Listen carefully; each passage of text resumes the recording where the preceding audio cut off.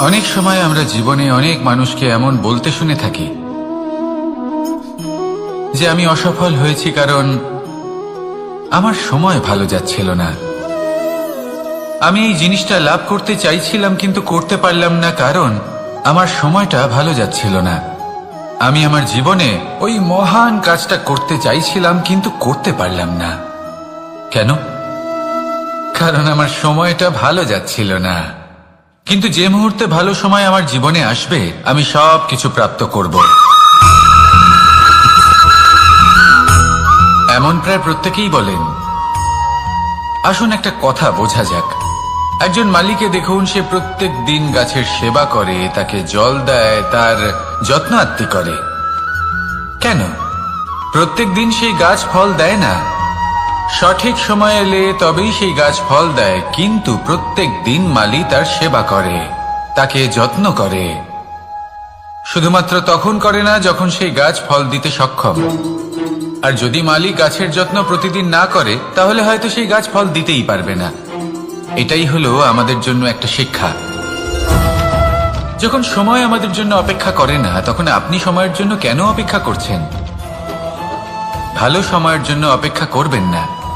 ভালো এবং শুভ কর্ম দ্বারা ভালো সময়কে নিজের কাছে টেনে আনুন। নিরন্তর কর্ম করুন, পরিশ্রম করতে থাকুন।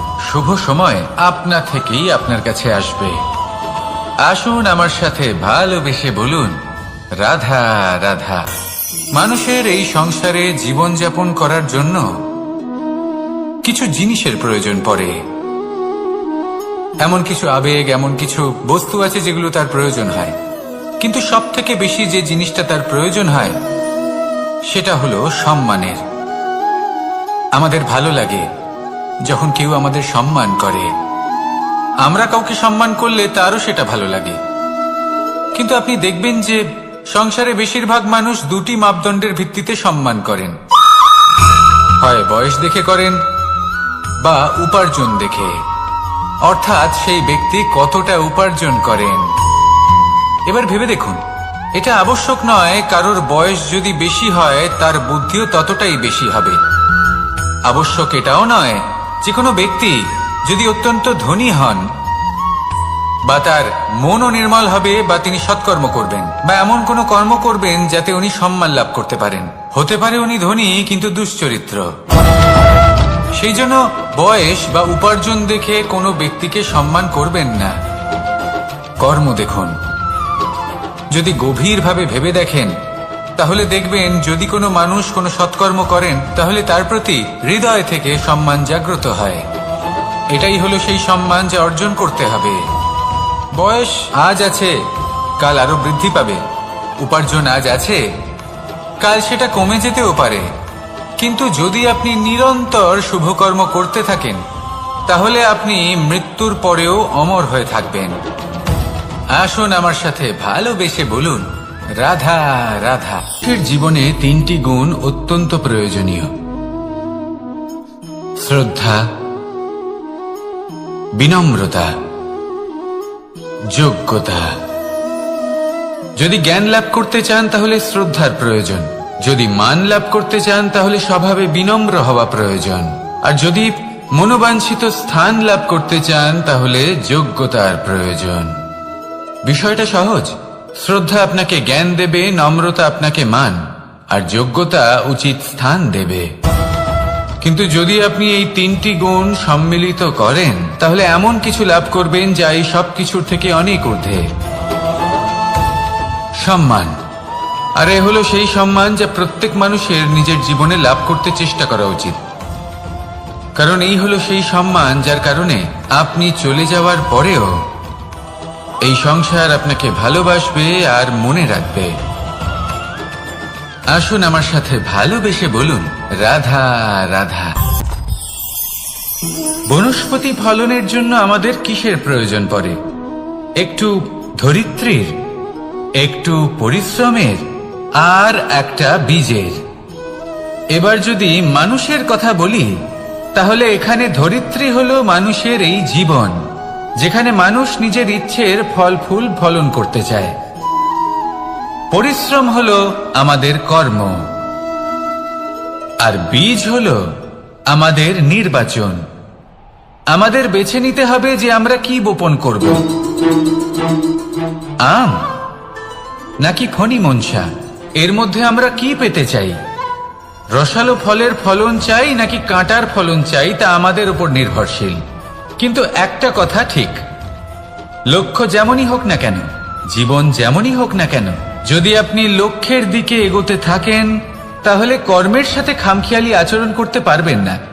যদি আপনি এমন করেন তাহলে এটা আপনাকে একটা অনুচিত লক্ষ্যে পৌঁছে দেবে, সেটা কিন্তু নিশ্চিত। সবসময় এটা মনে রাখবেন, কর্মের সাথে খামখেয়ালি হবেন অর্থাৎ কর্মফলও আপনার সাথে খামখেয়ালি হবে। তাহলে নিষ্ঠার সাথে কর্ম করতে থাকুন আর নিজের লক্ষ্যকে প্রাপ্ত করুন। আর আমার সাথে ভালোবেসে বলুন, রাধা রাধা। পাপ এবং পুণ্য, এই দুই হলো সংসারের এমন দুই বিন্দু যাকে কেন্দ্র করে এই সংসারের চক্র ঘুরতে থাকে। আমরা যদি কোনো কর্ম বিচার করি, হয় পুণ্য নয় পাপের দৃষ্টিভঙ্গি দিয়ে, এটা হয় পুণ্য না হলে পাপ। কিন্তু এই পাপ এবং পুণ্য এই দুই নির্ভর করে প্রত্যেক মানুষের ওপর, তার চিন্তাধারা, তার পরিস্থিতির ওপর। ধরুন এমন একজন মানুষ যিনি অনেক দিন ধরে বনে পথ হারিয়েছেন, অনেক দিন হয়তো উনি কোনো খাবার খাননি। এবার এমন পরিস্থিতি চলে এসছে যে এবার যদি উনি খাবার না খান তাহলে হয়তো জীবিতই থাকবেন না। আর এমন অবস্থায় ওনার সামনে যদি কোনো প্রাণী আসে তাহলে তাকে শিকার করা, এটা কিন্তু তার কাছে পাপ নয়, এটা তো জীবিত থাকার একমাত্র উপায়। এটা তার কাছে পুণ্য সম। আর যদি আমি এমন একজন ব্যক্তির কথা বলি যিনি সরল, যিনি একটি সুখী, শান্ত, সুরক্ষিত জীবনযাপন করছেন, তার কাছে কিন্তু এটা পাপ। এইরকমই এই সংসারে ভিন্ন ভিন্ন পরিভাষা আছে পাপ এবং পুণ্যের। তার মধ্যে যদি আমি আপনাকে একটি সরল পরিভাষা দিই, সেটা হলো, জীবনে যখনই কোনো কর্ম করবেন সেটা নিয়ে একটু ভেবে দেখুন যে এই যে কাজটা আমি করছি তার ফলে এই যে অন্য মানুষেরা আছেন এই সংসারে, তারা কি দুঃখ পাবেন? যদি তারা দুঃখ পান তাহলে সেটা পাপ। যদি আপনি এমন কোনো কর্ম করেন যার ফলে অন্যরা প্রসন্নতা লাভ করেন, তাদের মুখে হাসি ফুটে ওঠে, যদি তারা প্রেরিত হন, জীবনে সামনে এগোতে পারেন, তাদের বিকাশ হয়, তাহলে এটা হলো পুণ্য। তাই জীবনে সবসময় পুণ্য করতে থাকুন আর আমার সাথে ভালোবেসে বলুন, রাধা রাধা। অগ্নি, চতুর্থ তত্ত্ব, সব থেকে বেশি গুরুত্বপূর্ণ কিন্তু তার থেকেও বেশি ভয়াবহ। কখনো অগ্নিকে নিয়ন্ত্রিত রূপে উনুনে জ্বলতে দেখেছেন? এই অগ্নি আমাদের খাবার বানাতে সাহায্য করে, যা আমাদের শক্তি প্রদান করে। কিন্তু এই অগ্নি যখন বিচলিত হয়ে, অনিয়ন্ত্রিত হয়ে কোন বনের আগুন হয়ে ওঠে, তখন মহা বিনাশ ঘটে যায়। আপনারই অন্তরের ঊর্জা হলো এই অগ্নি। এটা আপনার শক্তিও, আপনার ক্রোধ। একে ব্যবহার কিভাবে করবেন তা আপনারই হাতে। যদি কোনো ব্যক্তি নিজের অন্তরের এই ঊর্জাকে ব্যবহার করেন শক্তির রূপে, তাহলে সে বিকাশ ঘটাতে পারে, নির্মাণ ঘটাতে পারে। কিন্তু যদি কোনো ব্যক্তি তার অন্তরের ঊর্জাকে বিধ্বংসী অস্ত্র বানিয়ে ফেলেন, তাহলে নিশ্চিত রূপে মহা বিনাশ ঘটতে পারে, যাতে বিনাশ তারও অবশ্যই হবে। অনেক বছর পূর্বে এমনই এক আগুনের দ্বারা এই সুন্দর পৃথিবীর নির্মাণ হয়েছিল।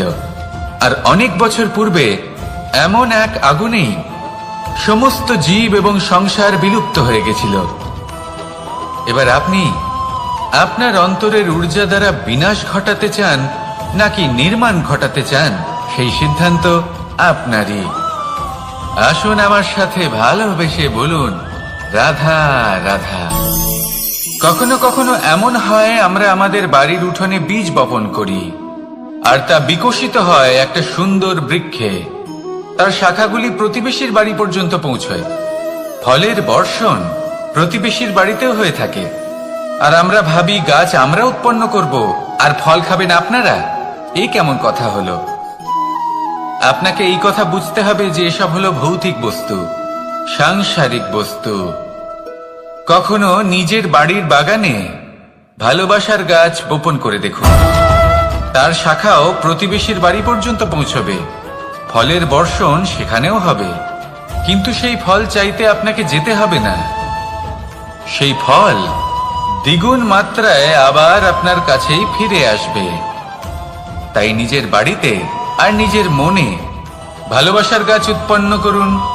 এই জীবন প্রসন্ন হয়ে বলবে, রাধা রাধা। অ দিয়ে অন্ত, আ দিয়ে আরম্ভ, এই দুইয়েরই রাশি সমান। যদি আপনি মন দিয়ে দেখেন তবে দেখবেন এদের সম্পর্ক খুবই নিবিড়। কিভাবে? যখন কোনো কিছু শুরু হয় এটা নিশ্চিত হয়ে যায় যে তা সমাপ্তও হবে। আরম্ভই যদি না হয় তা সমাপ্তও হবে না। যা আরম্ভ হয়েছে তার সমাপ্তি হলো অবশ্যম্ভাবী। এটাই হলো প্রকৃতির নিয়ম, একে এড়ানো যায় না। এবার এই কথা আমরা সকলে জানি। এবার মানুষ কি ভাবে যে সমাপ্তির পরে কি হতে পারে, এর উত্তর তাদের কাছে নেই। তাদের উচিত অন্য কোনো বিষয় ভাবা যা বেশি গুরুত্বপূর্ণ। এবার মানুষ এটা জানে না যে মৃত্যুর পরে কি হতে পারে, কিন্তু এই কথা অবশ্যই জানে যে জন্ম থেকে মৃত্যু পর্যন্ত এই সময়, যাকে আমরা জীবন বলে থাকি, এই সময় আমরা কর্ম করতে পারি। এই কথা তো আমরা জানি। তাহলে এমন কি কর্ম করা যেতে পারে যা আমাদের সমাপ্তির পরও আমাদের প্রাসঙ্গিক করে রাখতে পারে, এই বিষয়ে ভাবা উচিত। যে জন্মগ্রহণ করেছে তার মৃত্যু হবেই, এটা সাধারণ বিষয়। কিন্তু ইতিহাস আজও সেই সকল মানুষজনকে স্মরণ করেন যাদের এই সংসার তাদের মৃত্যু নয়, বরং তাদের জীবনকালে যে কর্ম তারা করেছেন তার দ্বারা মনে রাখেন। সেই কর্মের কারণে এই সংসারে তাদের নাম, তাদের কর্ম, তাদের ব্যক্তিত্ব, তাদের কীর্তি অমর হয়ে থাকে এবং থাকবে। আপনার কাছে এতটা সময় নেই যতটা আপনার মনে হচ্ছে আপনার কাছে আছে। সেই জন্য যত শীঘ্র সম্ভব শ্রেষ্ঠ কর্ম করুন, যতটা পারবেন ততটা অধিক সুকর্ম করুন। এই সংসারে নিজেকে অমর করে তুলুন আপনার মৃত্যুর পরেও। আর আমার সাথে ভালোবেসে বলুন, রাধা রাধা। ওমা, এ কি? আমি কখন থেকে এখানে অপেক্ষা করছি, হাত পেতে দাঁড়িয়ে রয়েছি যাতে একটা ফল আমার হাতে এসে পড়ে এবং সেটা আমি খেতে পারি। কখন থেকে অপেক্ষা করছি, কিন্তু সেটা হচ্ছেই না। এবার আপনি বলবেন যে এসব কি বলছি, এ কি অদ্ভুত কথা বলছি। যদি ফল খেতে হয় তাহলে আমাকে বৃক্ষে চড়তে হবে, ফলের কাছে পৌঁছতে হবে, তবেই তো ফল পাবো। এবার এটা অত্যন্ত সহজ ব্যাপার, কিন্তু এই বিষয়টা আপনি নিজের জীবনের প্রসঙ্গে ভেবে দেখুন।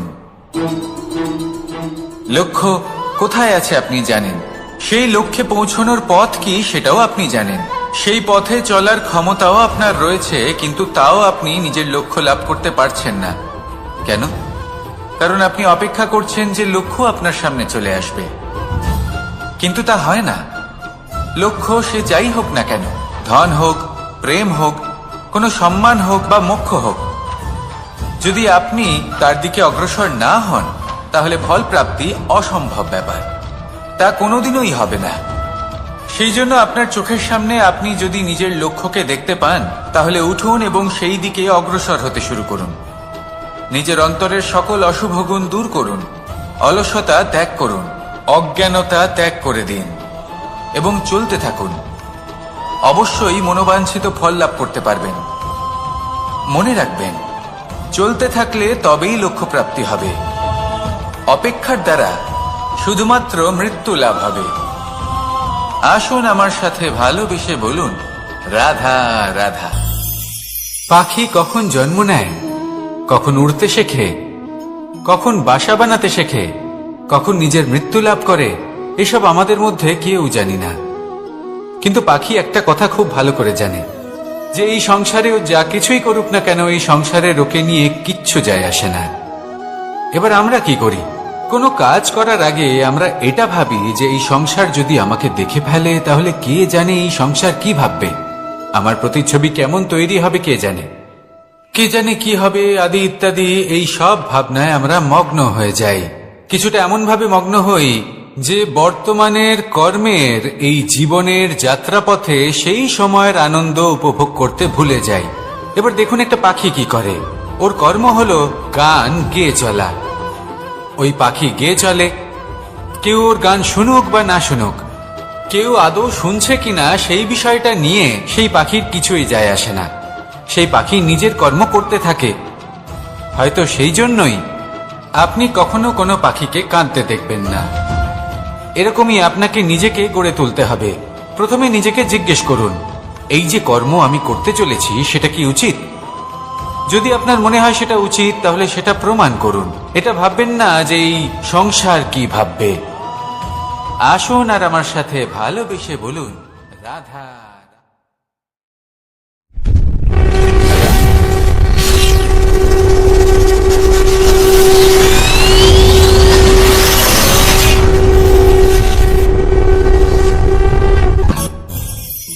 আকাঙ্ক্ষা কখন লোভে পরিণত হয়ে যায় তা কেউ বলতে পারে না।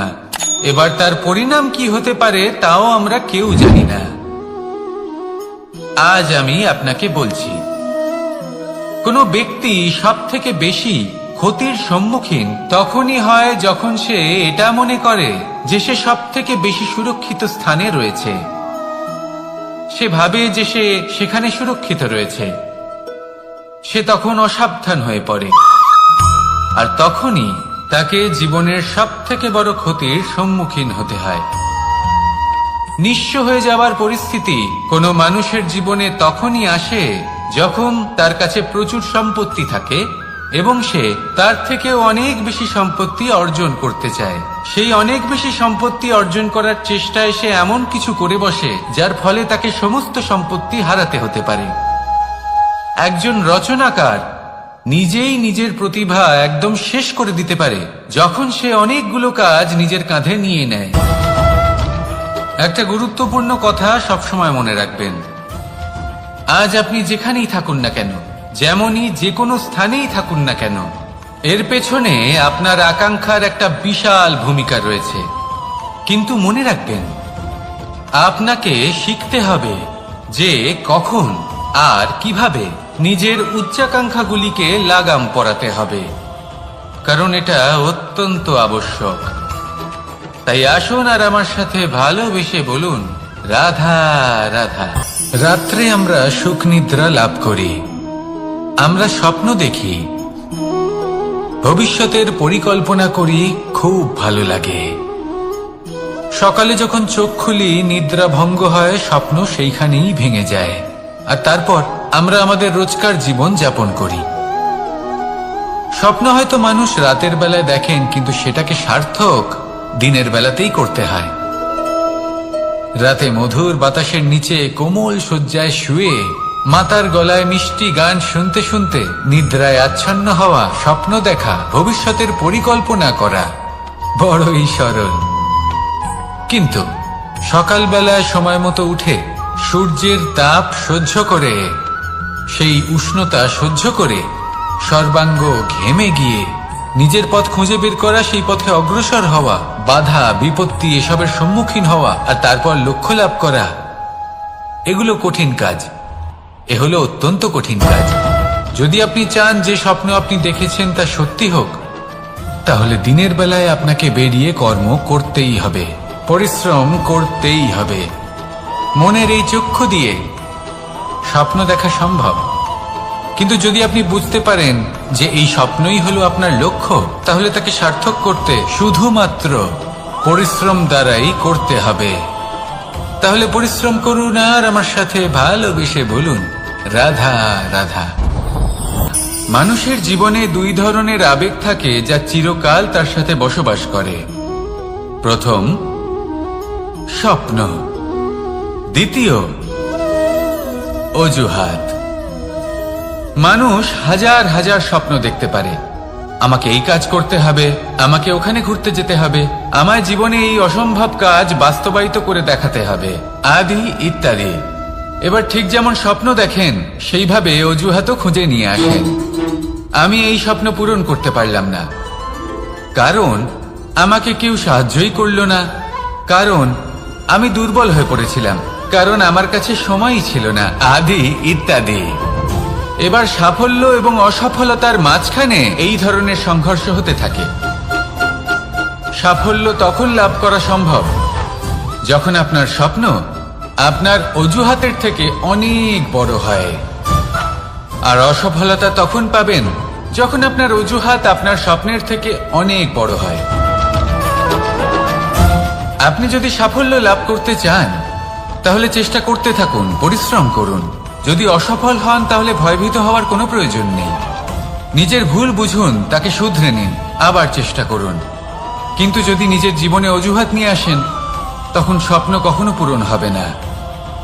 আসুন আমার সাথে ভালোবেসে বলুন, রাধা রাধা। ভয়ের সাথে আমরা সবাই পরিচিত, কষ্টও আমরা সবাই পেয়েছি। কখনো কখনো আমরা অসুস্থ হয়ে পড়ি, আর এমন সময় হলে মাতার মমতা, কখনো বাবার স্নেহ, কখনো বন্ধুদের পাশে থাকার অনুভূতি আমাদের রোগ নিরাময়ে সাহায্য করে। কখনো যদি আমরা নিরাশ হয়ে পড়ি, তখন যদি আমাদের কোনো আপনজন আমাদের দুটো ভালো কথা বলে, তখন আমাদের মনোবল বেড়ে যায়। ঠিক তেমন সংসারের এই রঙ্গমঞ্চে যদি আপনি পীড়িত অনুভব করেন, কিছু শুভ কথা আলোচনা করুন, কিছু স্তুতি গান করুন, কিছু মুহূর্তের জন্য হলেও নিজের ইষ্টদেবের কথা স্মরণ করুন আর প্রার্থনা করুন। সাহস বাড়বে, শক্তিও বৃদ্ধি পাবে এবং সামনে এগিয়ে চলার পথও দেখতে পাবেন। তখন এই মন প্রসন্ন হয়ে বলবে, রাধা রাধা। কখনো কখনো অন্ধকারের সাথে লড়াই করার জন্য আমরা প্রদীপ জ্বালাই। এতে প্রথমে সলতে রাখি, তারপর তেল ঢালি, তারপর আগুন জেলে এটা প্রজ্বলিত করি। তারপর একটা সময় আসে যখন এই প্রদীপ নিভে যায়। কারণটা কি? কারণ কি এটা যে প্রদীপের প্রকাশমান হওয়ার ক্ষমতা সমাপ্ত হয়েছে? না, এই যে আগুন আমরা দেখতে পাচ্ছি, এই আগুনের জন্য যে শক্তির প্রয়োজন হয় তা আসে এই তেল থেকে। যদি এই তেল সমাপ্ত হয়ে যায় তাহলে এই প্রকাশ তাও সমাপ্ত হয়ে যায়। আর আমাদের জীবনে এই তেল হলো আমাদের কর্ম, আর এই আগুন আর এর দ্বারা উৎপন্ন হওয়া প্রকাশ আমাদের ভাগ্য। যত আমাদের কর্ম ক্ষীণ হতে থাকবে, আমাদের ভাগ্য সৌভাগ্য কোথাও না কোথাও লুপ্ত হয়ে যাবে। যে উজ্জ্বল ভবিষ্যৎ আমরা চাইছি তা কখনো লাভ করতে পারবো না যদি কর্ম না করি। ঠিক যেমন তেল ছাড়া অগ্নি উৎপন্ন হয় না, তেমনি কর্ম ছাড়া সৌভাগ্য হয় না। আর যেমন কর্ম তেমন ভাগ্য। তাই সবসময় কর্ম করতে থাকুন, কর্ম করা থামাবেন না। আর আমার সাথে ভালোবেসে বলুন, রাধা রাধা। জীবনে তিনটি বিষয় আছে, তিনটি বস্তু আছে, তারা যেন আপনাকে কখনো বশে না করে নিতে পারে। প্রথম হলো ধন। ধন যতক্ষণ আপনি ব্যবহার করতে থাকেন, যতক্ষণ তা আপনার কাজে আসছে, ততক্ষণ ঠিক আছে, এই ধন আপনার কাছে অমৃত। কিন্তু যখন এই ধন আপনাকে ব্যবহার করতে শুরু করে, বুঝে যাবেন যে আপনার পতনের সময় শুরু হয়েছে। দ্বিতীয় বিষয়, ফেলে আসা অতীত। যাই করুন, আপনি অতীত পাল্টাতে পারবেন না, আর এই সত্যিটা আপনিও জানেন। কিন্তু তাও এর বশবর্তী আমরা হয়ে পড়ি। আর যখন তাই হয়, তখন এই সংসারে আমরা যেখানেই যাই না কেন, যত বড়ই সুখ লাভ করি না কেন, সেই সব আমাদের কাছে তিক্ত বলে মনে হয়। তৃতীয় বিষয়, আপনার আশেপাশের মানুষ ভিন্ন ভিন্ন ধরনের মানুষ হয়, যাদের চিন্তা ভাবনা এবং দৃষ্টিভঙ্গি ভিন্ন ভিন্ন প্রকারের। যদি এদের বশবর্তী আপনি হয়ে পড়েন, তাহলে কেউ বলবে এটা করো, এটা ভালো। কেউ বলবে এটা করো না, ওটা করো, ওটা ভালো কাজ। কেউ বলবে এই দুটোই করো না, অন্য কিছু করো। এই কথাগুলিতে আপনি এতটাই জড়িয়ে পড়বেন যে আপনি লক্ষ্যভ্রষ্ট হয়ে পড়বেন। তাই এই তিন বিষয় থেকে সাবধানে থাকবেন। যদি কোনো কিছু বশ করতে হয়, তাহলে আপনাকে বশ করতে হবে আপনার আজকে, নিজের বর্তমানকে। এটা খুব প্রয়োজনীয়। এটা ভাববেন যে এই সময়ের সদ্ব্যবহার আমি কিভাবে করব, সময়কে শাসন কিভাবে করব, ওই কর্ম কিভাবে করব যাতে ভবিষ্যতে কখনো আমার আফসোস না হয়, বরং এই সংসার আমাকে নিয়ে গর্ব করবে, সেই কর্ম করুন। আর যখন আপনি এটা শিখে নেবেন, তখন আপনি নিজেই নিজেকে প্রকৃত অর্থে ভাগ্যশালী করে তুলবেন। আসুন আমার সাথে ভালোবেসে বলুন, রাধা রাধা। অনেক সময় আমরা কারোর নীরবতাকে তার দুর্বলতা ভেবে বসি। হতেই পারে সেই ব্যক্তি উত্তর দিতে চাইছেন না, হতে পারে অন্য কোনো কারণ আছে যা আমরা বুঝতেই পারছি না। সেই জন্য তাকে দুর্বল ভেবে নেওয়া অনুচিত। দেখতে গেলে এই বিশাল সমুদ্র এও কিন্তু নীরব, শান্ত হয়। কিন্তু যখন সে রুদ্র মূর্তি ধারণ করে তখন কি হয়? সমগ্র সংসারকে বিনাশের পথে নিয়ে যায় এই সমুদ্র, প্রলয় সৃষ্টি করে। সেই জন্য কারোর সহ্য শক্তিকে দুর্বলতা বলে মনে করবেন না। কারণ যদি এই নীরবতা নিজেকে ভেঙে বেরিয়ে আসে, তাহলে তা বিনাশের সমস্ত সীমা পার করে যেতে পারে। তাই এই নীরবতাকে সবসময় বুঝুন, সবসময় একে সম্মান করতে শিখুন, আর আমার সাথে ভালোবেসে বলুন, রাধা রাধা। কখনো কোনো চাতক পাখিকে দেখেছেন? কথায় আছে যে বছরে মাত্র একবার সে তার তৃষ্ণা মিটিয়ে থাকে, আর তাও আকাশে ভেসে থাকা মেঘের দ্বারা ঘটানো বৃষ্টির জলের ফোঁটা থেকে। আর কোথাও থেকে সে তার তৃষ্ণা পূরণ করে না। সারা বছর সে নিদারুণ গরম সহ্য করে, তীব্র শীতও সহ্য করে, শুধু এই আশা নিয়ে যে বছরে একবার অন্তত সেই মেঘের ঘন ঘটা হবে, বৃষ্টি হবে, আর সে তার তৃষ্ণা নিবারণ করবে। এটা আসলে কি? এটা আসলে বিশ্বাস। সেই বিশ্বাস যে বছরে একবার সেই মেঘ আসবে তৃষ্ণা নিবারণ করতে। যেমন দেখুন, একটা সূর্যমুখী ফুল সারা রাত অন্ধকারের সাথে যুদ্ধ করে, কারণ তার বিশ্বাস যে ভোরবেলায় সূর্য তাকে অবশ্যই দর্শন দেবেন। সেটাও বিশ্বাস ছিল যার উপর ভরসা করে মনু একটা নৌকা নিয়ে বেরিয়ে পড়েছিলেন এবং সমস্ত সৃষ্টিকে প্রলয়ের হাত থেকে বাঁচিয়েছিলেন। সেটাও ছিল ভালোবাসার প্রতি বিশ্বাস, যার উপর ভরসা করে বানর এবং ভাল্লুক সেনা নিয়ে শ্রীরাম আক্রমণ করেছিলেন সমস্ত বরদানপ্রাপ্ত অসুরগণ এবং রাক্ষসগণের লঙ্কায়, এবং জয় লাভ করেছিলেন। এই বিশ্বাসই হল এই বিশ্বের আশা। বিশ্বাস রাখুন যে আপনি হলেন সর্বশ্রেষ্ঠ এবং শুধুই নিজের কর্ম করতে থাকুন। এই বিশ্বাসের আশাই আপনাকে প্রতি মুহূর্তে বল প্রদান করবে। এ হলো আমার বিশ্বাস। আসুন আর আমার সাথে ভালোবেসে বলুন, রাধা রাধা। যোগাসন। যোগাসনে আসন অত্যন্ত গুরুত্বপূর্ণ। এবার আমি বলবো সবথেকে শ্রেষ্ঠ আসন কোনটি। আশ্বাস। নিজেকে আশ্বস্ত করতে থাকুন যে আমি আছি, সব ঠিক হবে, যা হচ্ছে ভালোর জন্য হচ্ছে। এই আশ্বাস আপনাকে জীবনে এমন ধন্যাত্মক বিশ্বাস দেবে যে আপনি বড় বড় সমস্যার সমাধান করতে পারবেন। এবার যদি কথা বলি সবথেকে কঠিন সময়ের, তাহলে সেটা হলো বিচ্ছেদের। যা মা সীতাকে সহ্য করতে হয়েছে শ্রীরামের জন্য, রাধা কৃষ্ণকেও সহ্য করতে হয়েছে। যে ব্যক্তি বিচ্ছেদের সময় সঠিক পথে চলে এসেছে, সে জীবনে অনেক শ্রেষ্ঠ স্থানে অবশ্যই পৌঁছতে পারবে। এবার যদি কথা বলি সবথেকে জরুরি এবং গুরুত্বপূর্ণ সময়ের, তাহলে সেটা হলো সংযোগ। সকলকে সাহায্য করতে থাকুন। আপনি অন্যদের সাহায্য করে তাদের যত আনন্দ দিতে পারবেন, ততটাই আনন্দ আপনারও জীবনে অবশ্যই আসবে। আসুন আর আমার সাথে ভালোবেসে বলুন, রাধা রাধা। সংসারে সকলে উঁচুতে উঠতে চায়, কেউ নত হতে চায় না। সবাই এটা মনে করে যে নত হওয়ার অর্থ হলো তাদের আত্মসম্মান এবং অহংবোধের বিরুদ্ধাচরণ করা। তাদের মনে হয় যে যদি আমরা নত হই, সংসার আমাদের দুর্বল মনে করবে, তাদের শৌর্য এবং তাদের ব্যক্তিত্বের অপমান হবে।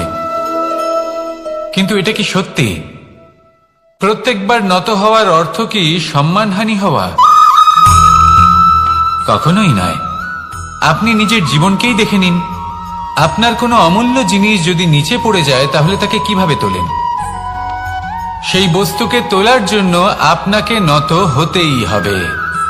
আপনি বড়দের আশীর্বাদ কিভাবে লাভ করেন? আপনি নত হয়ে তবেই তাদের আশীর্বাদ লাভ করতে পারেন, তাই না? ভেবে দেখুন, আপনি একটা পথে হাঁটছেন, আপনি দেখতে চাইছেন যে আপনি সঠিক পথে হাঁটছেন কিনা, পায়ের নিচে কাঁটা পড়ে আছে কিনা। কিভাবে দেখবেন? আপনাকে সেই মাথা নত করেই দেখতে হবে। এর অর্থ কি? অর্থ খুব সহজ। প্রত্যেকবার নত হওয়া অনুচিত নয়, সেটা কোনোভাবেই সম্মানহানি নয়। পরিস্থিতি অনুসারে এবং যেখানে প্রয়োজন আপনি নত হতে শিখে গেলে আপনি অনেক কিছুই লাভ করতে পারবেন। জ্ঞান, মান, গুণ, বিশ্বাস। সেই জন্য প্রয়োজন এবং পরিস্থিতি অনুসারে নত হতে শিখুন, এতে অনুচিত কিছুই নেই। আত্মসম্মান থাকা অত্যন্ত প্রয়োজনীয়, কিন্তু তা যেন কখনো অহংকারে পরিণত না হয়। এই বিষয়ে অবশ্যই নজর রাখবেন এবং আমার সাথে ভালোবেসে বলবেন, রাধা রাধা। আমাদের জীবনে অনেক ধরনের ব্যক্তি এসে থাকেন। কেউ কেউ আমাদের সাথে থেকে যান, কেউ আমাদের থেকে দূরে চলে যান। কেউ ভালো মানুষ হন, কেউ খারাপ মানুষ। কিন্তু আমরা সবসময় সেই সময়টাকে নিয়ে দুঃখ প্রকাশ করি যখন আমাদের জীবনে কোনো খারাপ ব্যক্তি প্রবেশ করেন। তারা আমাদের খারাপ অনুভূতি দেন, দুঃখ দেন, কষ্ট দেন। আমরা সবাই তাকে ভালো মন্দ কথা বলি। কিন্তু কেন? এমন বিভিন্ন ধরনের মানুষ, খারাপ মানুষ, ভালো মানুষ সবার জীবনেই আসেন এবং সকলকেই একটা অমূল্য শিক্ষা দান করে যান। এবার আপনি নিজেই ভেবে দেখুন, জীবনে যখন প্রথমবার আপনি আগুন স্পর্শ করেছিলেন তখন আপনি একটা শিক্ষা লাভ করেছিলেন যে আমাকে আগুনের থেকে একটু দূরে থাকতে হবে। তারপর আস্তে আস্তে আপনি শিখলেন যে কিভাবে এই আগুনকে নিয়ন্ত্রণে রাখতে হবে। তারপর আপনি শিখলেন যে কিভাবে নিজের জীবনে তাকে প্রয়োগ করতে হবে, তা সে অন্ধকারে প্রকাশ লাভ করার জন্য হোক বা খাবার বানানোর জন্য। সেইভাবেই কোনো খারাপ ব্যক্তি যখন আপনার জীবনে আসে, কোনো শিক্ষা দিয়ে যান, তার প্রতি কৃতজ্ঞ থাকুন। তার বিষয় খারাপ ভাবার বা খারাপ অনুভূতি নিয়ে থাকার কোনো প্রয়োজন নেই। সেই শিক্ষা লাভ করুন, ইতিবাচক মনোভাব নিয়ে জীবনের সামনে এগোতে থাকুন। কেউ নেই যিনি আপনাকে বাধা দিতে পারেন। আসুন আমার সাথে ভালোবেসে বলুন, রাধা রাধা। অনেক সময় আমরা জীবনে অনেক মানুষকে এমন বলতে শুনে থাকি যে আমি অসফল হয়েছি কারণ আমার সময় ভালো যাচ্ছিল না। আমি এই জিনিসটা লাভ করতে চাইছিলাম কিন্তু করতে পারলাম না কারণ আমার সময়টা ভালো যাচ্ছিল না। আমি আমার জীবনে ওই মহান কাজটা করতে চাইছিলাম কিন্তু করতে পারলাম না। কেন?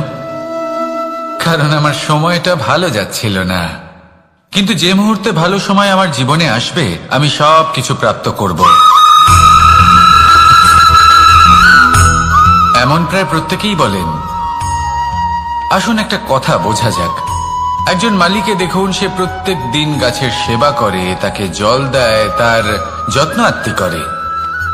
কেন? প্রত্যেক দিন সেই গাছ ফল দেয় না।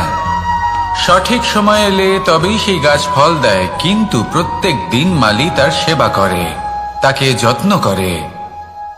শুধুমাত্র তখন করে না যখন সেই গাছ ফল দিতে সক্ষম। আর যদি মালি গাছের যত্ন প্রতিদিন না করে তাহলে হয়তো সেই গাছ ফল দিতেই পারবে না। এটাই হলো আমাদের জন্য একটা শিক্ষা। যখন সময় আমাদের জন্য অপেক্ষা করে না তখন আপনি সময়ের জন্য কেন অপেক্ষা করছেন? ভালো সময়ের জন্য অপেক্ষা করবেন না। ভালো এবং শুভ কর্ম দ্বারা ভালো সময়কে নিজের কাছে টেনে আনুন। নিরন্তর কর্ম করুন, পরিশ্রম করতে থাকুন। শুভ সময় আপনা থেকেই আপনার কাছে আসবে। আসুন আমার সাথে ভালোবেসে বলুন, রাধা রাধা। জীবনে এমন কিছু কাজ রয়েছে যা আমাদের কখনোই করা উচিত নয়, যেমন আশা করা। যদি আপনি আশা করেন আর আপনার আশা পূর্ণ না হয় আপনি খুবই কষ্ট পাবেন। এবার আপনি যদি প্রতীক্ষা করেন, করতেই থাকেন, আর সেই ব্যক্তি যদি না আসে তাহলেও খুব কষ্ট পাবেন। আর হলো তুলনা। আপনি যদি তুলনা করতে যান তাহলে এটাই ভাববেন যে হয় আমি বা অন্য কোনো ব্যক্তি, এই দুজনের মধ্যে কোনো এক ব্যক্তি নিকৃষ্ট। আর এই ভাবনাটাই হলো অনুচিত। যদি আমরা কথা বলি সেই সব বিষয়ে যা আমাদের করা উচিত, যেমন পরীক্ষা। এই পরীক্ষা সবসময় আমাদের আরো সফল করে তোলে, আরো শ্রেষ্ঠ করে তোলে, আরো উৎকৃষ্ট করে তোলে। আসন্ন মহাসংগ্রামের জন্য আমাদের প্রস্তুত করে তোলে এই পরীক্ষা। তাই এই পরীক্ষার থেকে কখনোই পালাবেন না, এর সম্মুখীন হন। আর হলো কর্ম। কর্ম করা কখনোই বন্ধ করবেন না। তুলনা করার বদলে কর্ম করুন, প্রতীক্ষা করার বদলে কর্ম করুন, আর আশা করার বদলে কর্মই করুন। জীবন সফল হয়ে যাবে। দেখুন, সবার শেষে সত্যি বলতে এই কর্ম আর এই পরীক্ষা, এই দুই আমাদের জীবনকে সুখী করে তুলতে পারে। আসুন আর আমার সাথে ভালোবেসে বলুন, রাধা রাধা। আমি অনেক সংখ্যক মানুষকে দেখেছি, তাদের কাছে অত্যাধিক জ্ঞান আছে, শিল্প আছে, ধন আছে, কীর্তি আছে, কিন্তু তারা এই সবকিছু নিজেদের কাছেই রাখেন, এই সমাজে বিতরণ করেন না। কারণ হলো ভয়।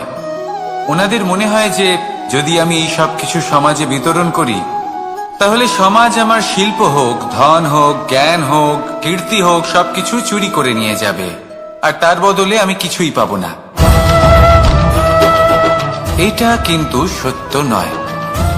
সত্য হলো এটাই যে যদি আপনি নিজেকে এই সংসারের প্রতি সমর্পিত করেন, তাহলে এই সংসার আপনার প্রতিও সমর্পিত থাকবে।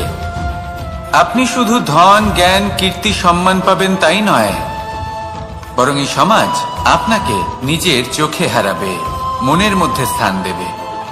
তাই এই ভয় ত্যাগ করে দেখুন কিভাবে এই সমাজ আপনাকে প্রেম সমর্পণ করে। আসুন আমার সাথে ভালোবেসে বলুন, রাধা রাধা। মানুষের এই সংসারে জীবনযাপন করার জন্য কিছু জিনিসের প্রয়োজন পড়ে। এমন কিছু আবেগ, এমন কিছু বস্তু আছে যেগুলো তার প্রয়োজন হয়, কিন্তু সব থেকে বেশি যে জিনিসটা তার প্রয়োজন হয় সেটা হলো সম্মানের। আমাদের ভালো লাগে যখন কেউ আমাদের সম্মান করে।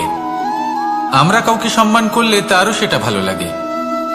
কিন্তু আপনি দেখবেন যে সংসারে বেশিরভাগ মানুষ দুটি মাপদণ্ডের ভিত্তিতে সম্মান করেন, হয় বয়স দেখে করেন বা উপার্জন দেখে, অর্থাৎ সেই ব্যক্তি কতটা উপার্জন করেন।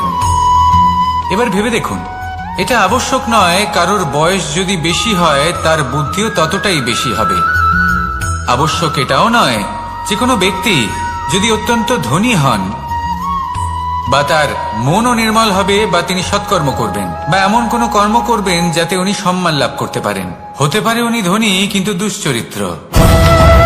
সেই জন্য বয়স বা উপার্জন দেখে কোনো ব্যক্তিকে সম্মান করবেন না। কর্ম দেখুন। যদি গভীরভাবে ভেবে দেখেন তাহলে দেখবেন যদি কোনো মানুষ কোনো সৎকর্ম করেন তাহলে তার প্রতি হৃদয় থেকে সম্মান জাগ্রত হয়। এটাই হলো সেই সম্মান যা অর্জন করতে হবে। বয়স আজ আছে, কাল আরো বৃদ্ধি পাবে। উপার্জন আজ আছে, কাল সেটা কমে যেতেও পারে। কিন্তু যদি আপনি নিরন্তর শুভকর্ম করতে থাকেন তাহলে আপনি মৃত্যুর পরেও অমর হয়ে থাকবেন। আসুন আমার সাথে ভালোবেসে বলুন, রাধা রাধা।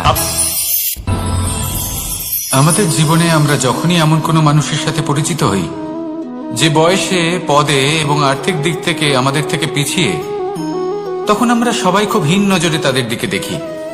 মনেই করি না যে সেই ব্যক্তির নিজস্ব একটা অস্তিত্ব রয়েছে, তার নিজেরও একটা মাহাত্ম্য রয়েছে। আমাদের মনেই হয় না যে আমাদের সামনে দাঁড়িয়ে থাকার যোগ্যতা আছে তাদের। চলুন আপনাকে একটা প্রশ্ন করি, শূন্যের নিজস্ব মূল্য কোথায়? আপনি বলবেন কিছুই না। শূন্যের আবার নিজস্ব মূল্য কোথায়? কিন্তু যখন এই শূন্যই কোনো সংখ্যার সাথে এসে যুক্ত হয়ে যায়, কোনো অঙ্কের সাথে এসে যুক্ত হয়ে যায়, তখন তার মূল্য অনেক গুণ বৃদ্ধি পায়। অর্থাৎ এই শূন্যের মূল্য অবশ্যই আছে। আর আমাদের জীবনেও এমন কিছু ব্যক্তি থাকেন, তাদের দেখে মনে হয় যে এদের কোনো মূল্যই নেই। কিন্তু যখন এই ব্যক্তি কারোর সাথে এসে জুড়ে যান তখন তার মূল্য সেই ব্যক্তির বৃদ্ধি ঘটায়। এই সংসারে এমন কোনো ব্যক্তি নেই যার কোনো মূল্য নেই। যদি আমরা ধনুকের কথা বলি তাহলে তার জন্য একটি দড়ির প্রয়োজন হয় যেটি প্রত্যঞ্চা হিসেবে ব্যবহৃত হয়। যদি প্রত্যঞ্চা না থাকে তাহলে ধনুকের কোনো মূল্যই থাকে না। যদি প্রত্যঞ্চা না থাকে তাহলে ধনুকের অস্তিত্ব অসম্পূর্ণ থেকে যায়। এই সংসারে যে কোনো ব্যক্তি হোক বা যে কোনো বস্তু হোক, প্রত্যেকের নিজস্ব একটি মূল্য আছে। তার সম্মান করুন, সামনে অগ্রসর হন আর আমার সাথে ভালোবেসে বলুন রাধা রাধা।